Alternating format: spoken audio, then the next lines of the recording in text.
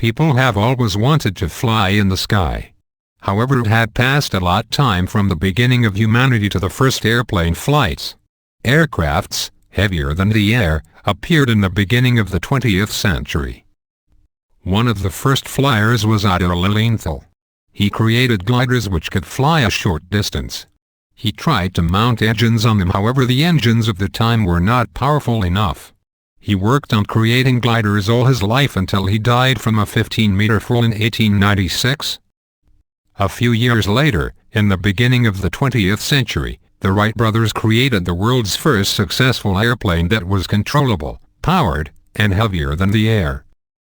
Later, in 1906, Alberto Santos-Dumont built the first plane that didn't need a catapult to take off and flew 60 meters with it. The first steps were made. Just a couple of years later, Russian flyers achieved a height of 600 meters and speed of 92 kilometers per hour. Meanwhile, in 1909, Louis Blériot from France flew across the English Channel using his self-made plane Blériot 11.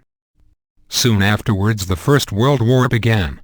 It served as a test field for planes as an experimental weapon. The development of planes continued after the First World War, and they were used as a primary weapon in the Second World War. Meanwhile, passenger planes developed just as well.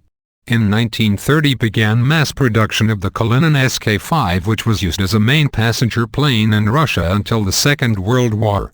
It could carry 8 passengers. In 1939, the first jet aircraft was created, and in October 1947 Bell X-1 was the first aircraft to exceed the speed of sound. The de Havilland Comet, the first jet airliner, was introduced in 1952. 114 of this model were built. However, the first widely successful commercial jet was the Boeing 707. It was in commercial service from 1958 to 2010, which is over 50 years. In 1970, the Boeing 747 was created and remained the biggest passenger aircraft until it was surpassed by the Airbus 380 in 2005.